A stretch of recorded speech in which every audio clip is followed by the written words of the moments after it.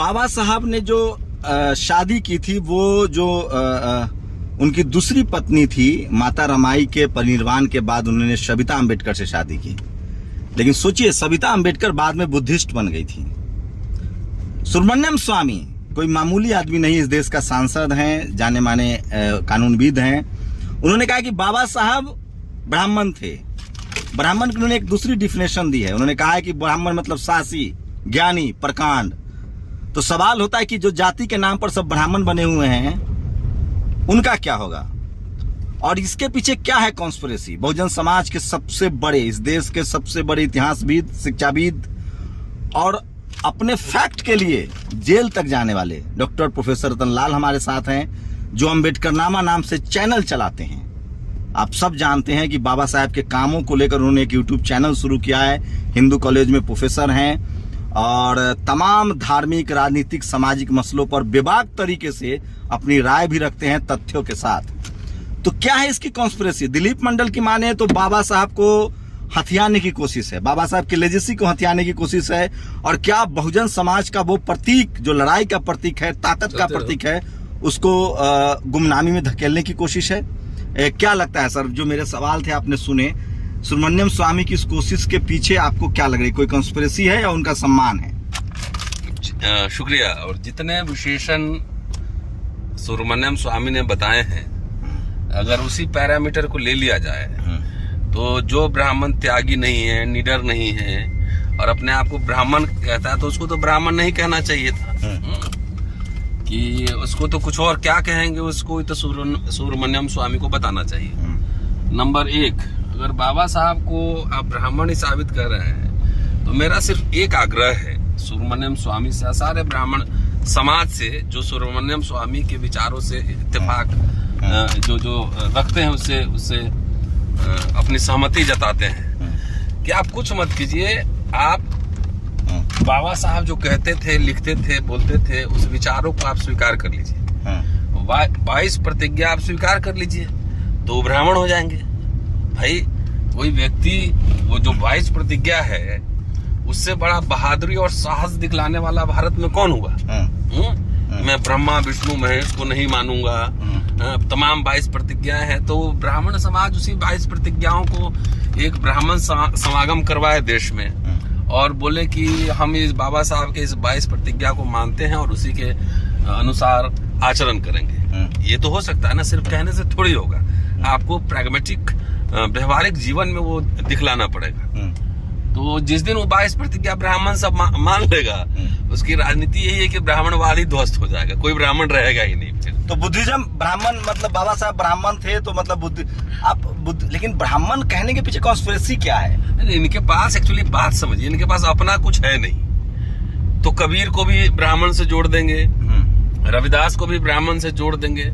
ये अपना क्या बनाया है इन्होंने? कोई विचार है, ग्रंथ है उनके पास, राम उनका है, विचार कहाँ दुनिया में कहाँ कोई पूछता है? मोदी साहब बाहर जाते हैं तो कहाँ कहते हैं कि मैं राम की धरती से? क्यों उनके विचार को दुनिया में क्यों एक्सेप्टेशन नहीं है? क्या ये सच है कि इतिहासविद मैथोलॉजी मानते हैं? वो इसलिए नहीं एक्सेप्टेंस है कि वो मानवता पर आधारित है ही नहीं। वो विद्वेष, घृणा, छुआछूत, भेदभाव पे पूरा इनका दर्शन जो है, ब्राह्मणवाद का दर्शन, उस पे आधारित है। दुनिया में किस मुंह से जाके बोलेंगे कि मुझे गर्व है इस पर? किस मुंह से बोलेंगे?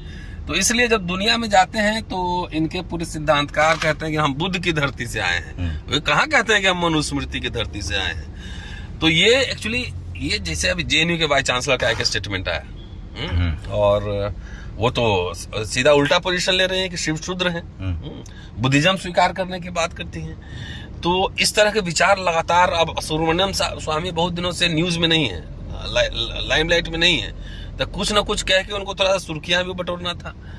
तो अगर वो कह रहे हैं तो इसका मतलब क्या है? अचानक ये विचार ऐसे नहीं आते हैं, ये सोची समझी राजनीति के तहत आती है कि जो लगातार इनके दर्शन को जो लोग चुनौती दे रहे हैं और जो गंभीर मसले उठाए जा रहे हैं, जातीय उत्पीड़न को लेकर, भेदभाव को लेकर। अभी राजस्थान का आपने इंद्र मेघवाल का देखा ही, उसके पहले जितेंद्र मेघवाल, इससे कई घटनाएं घट रही हैं और इसका रेसिस्टेंस, प्रतिरोध भी हो रहा है। महंगाई, बेरोजगारी, शिक्षा, स्वास्थ्य, तमाम मुद्दे उठ रहे हैं। इससे भटकाने के लिए बेसिकली भटकाने के लिए ये सारी बातें वो अगर करते हैं। बाबा साहब ने सविता अम्बेडकर से शादी की, वो ब्राह्मण कम्युनिटी से थी, जाति अगर माने तो जी। जनरल कम्युनिटी से थी। जी। अगर बाबा साहब को वो ब्राह्मण साबित कर देते हैं, जैसे कि धारणा बनाई कि उनके गुरु ब्राह्मण थे, उनको फेलोशिप ब्राह्मण ने दिया, सब मैथोलॉजी है, सब हम लोग जानते माइथोलॉजी हैं। है। अगर उन्होंने अपना लिया तो क्या होगा? क्या बहुजनों के जो संघर्ष के प्रतीक है वो उनको गंवा देंगे? ऐसा है, कबीर को अपना पाए, रैदास को अपना रविदास पाए, जी को तो उनको नहीं अपना पाए। जब तक ये बहुजन समाज और खास तौर से दलित समाज ये सरेंडर नहीं करेगा, तब तक किसी को नहीं अपना सकते। और मैं आपको दावे के साथ कहता हूँ कि अगर इस देश में 10 बोलने वाले भी और लिखने पढ़ने वाले अगर रहे बहुजन समाज के, तो इनके करोड़ों पर भारी पड़ेंगे, वो कभी हथिया नहीं पाएंगे। आप अम्बेडकर नामा चलाते हैं, बाबा साहब का आप नाम से जाके आपका देखिए चैनल है, वीडियो। आपकी क्या जिम्मेदारी होगी? आप क्या स्टैंड लेंगे? क्योंकि आप पर महती जिम्मेदारी, आप पर बड़ी जिम्मेदारी आ खड़ी हुई है, क्योंकि आपकी आइडेंटिटी का सवाल है। नहीं, ठीक है, तो मैं तो ये कह रहा हूँ कि अगर वो ब्राह्मण साबित करना चाह रहे हैं तो बाबा साहब करीब 15-16 हजार पेज उनका पब्लिश हो चुका है, कलेक्टेड राइटिंग्स एंड स्पीचेस। उसमें समाज, धर्म, दर्शन को लेकर जो जो बातें बाबा साहब ने कही हैं, उनको बोलिए सुब्रमण्यम स्वामी को सब अपना ले। आखिर उनको ये बताना पड़ेगा नहीं कौन मास्टर था जो कि बाबा साहब को स्कूल के अंदर नहीं बैठने कह रहा है उनका अम्बेडकर टाइटल भी ब्राह्मण समाज ने दिया है। कौन पेज पे लिखा हुआ है, कहाँ पे लिखा हुआ है? रेफरेंस देंगे कि हवा में अम्बेडकर अम्बे से आया है, समझ रहे हैं? कौन ब्राह्मण दिया है, कहाँ कोई रेफरेंस है? ये हवा में बोले। अगर ब्राह्मण उच्च कुल मान लेने में आप लोग को तो फायदा है, क्या दिक्कत है? बहुजन समाज मान ले अपने आप को कुल क्या पूरे बहुजन समाज को ब्राह्मण का दर्जा हमारे मिलेगा तो क्या मानने से दिक्कत क्या है? होगा? हम ब्राह्मण हैं कि नहीं है, दलित हैं कि, हमारे मानने से क्या होगा? जो शंकराचार्य सब बैठा हुआ है जो कहता है कि शूद्र को मंदिर में नहीं आना चाहिए, उसके मानने से अच्छा, आप लोग क्या शंकराचार्य के पद के लिए आरक्षण जैसा संवैधानिक प्रावधान छोड़ने के लिए तैयार? ये कंस्पिरेसी तो हो सकती है कि सबको ब्राह्मण मान के जो संवैधानिक आपको अधिकार है उससे आपको हटा दिया जाए। किसी संस्था से नहीं जुड़ना चाहते हैं, इस तरह की धार्मिक संस्था से जो असमानता, छुआछूत, ऊंच नीच को बढ़ावा देता है। वैसे मैं नास्तिक हूँ, मैं ये ईश्वर और नास्तिक मतलब बुद्धिज्म होता है, बुद्ध ने कहा कोई भगवान नहीं। हाँ, तो कोई भगवान आप बताइए ना, क्या बहुजन समाज शंकराचार्य बनना पसंद करेगा या बाबा साहब के संवैधानिक अधिकार को के साथ जीना पसंद करेगा? मैं तो कहूंगा कि आप बाबा साहब के संवैधानिक अधिकार के साथ आगे बढ़े, उसी को माने। ये शंकराचार्य या पुजारी सब के चक्कर में न पड़े। और बहुत ज्यादा मन है धर्म मानने का, तो अपने अपने देवता को अपने घर ले आइए। आप कुल गुरु जो थे, कुल देवता थे, उनको घर में लाइए। कोई पुजारी, पाखंड, आडम्बर, इस सबको बंद कीजिए, सबको भगाइए, घर से निकालिए, घर के अंदर ज्ञान विज्ञान लाई। अगर ये कॉन्स्पिरेसी करने में वो सफल हो गए, जैसे रविदास जी को अपना लिया है, बुद्ध को अपना लिया है, कौन अपना लिया है?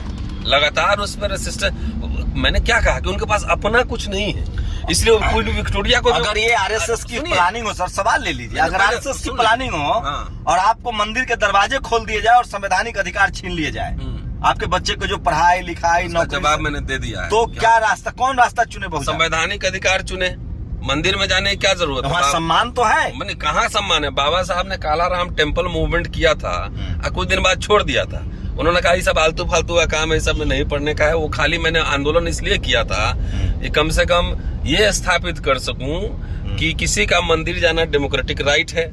और दूसरा ये स्थापित करना था कि जो साइमन कमीशन आया था या जो पृथक निर्वाचन क्षेत्र, ये सब बात हो रही थी, तो गांधी और तमाम हिंदूवादी नेता, चाहे मदन मोहन मालवीय हो, तो तमाम लोग कह रहे थे कि नहीं हम सब हिंदू हैं। तो बाबा साहब ये स्थापित करना चाहते थे कि देखो हमको तो एक मंदिर में जाने नहीं देता है, एक घाट में पानी नहीं पीने देता है, तो हम हिंदू नहीं हैं, हम अलग हैं, हिंदुओं से अलग हैं। ये उनको प्रमाणित करना था। अब कौन चावदार तालाब में जाके अब कौन पानी पीता है? अब कौन जा रहा है मंदिर में? फिर वही सवाल, ये कोई बड़ी सोची समझी कॉन्स्पिरेसी है? सुब्रमण्यम स्वामी से कहवाया गया है, कोई बड़ी कॉन्स्पिरेसी के संकेत मिल रहे हैं? हाँ, दूसरा है, देखिए कोऑप्शन का प्रोसेस तो चलता रहता है ना। सारे बुद्धिस्ट मठ, मोनेस्ट्री, जितने बुद्ध को विष्णु बना देना, ये सब तो चलता ही रहा। नहीं तो क्वीन विक्टोरिया को भी विष्णु से जोड़ दिए।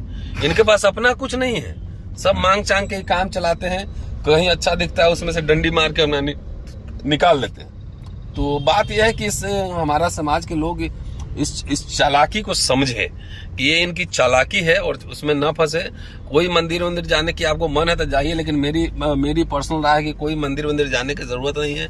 बच्चों को अंग्रेजी मीडियम पूरी बातचीत को हम लोग आज पूरा शाम में भी आगे आपके साथ लाइव जुड़ेंगे। मैं फिर कह रहा हूं, एक बड़ी कॉन्स्पिरेसी है। क्या बहुजन समाज जिस तरह से जागरूक हो रहा है, वोट के लिहाज से, संविधान के लिहाज से, अपने अधिकारों के प्रति सचेत हो रहा है, तो क्या उसे ब्राह्मण फोल्ड में लाने की बड़ी कॉन्स्पिरेसी है। और शुरुआत बाबा साहब से की गई है। एक बड़ा खतरा है इसका।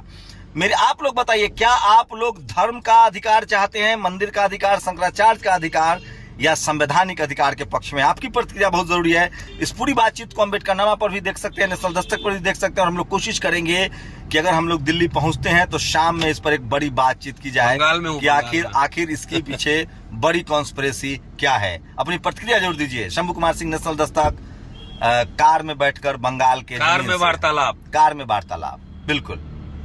मनु मीडिया पर देखिए, इस पर बहस नहीं होगी।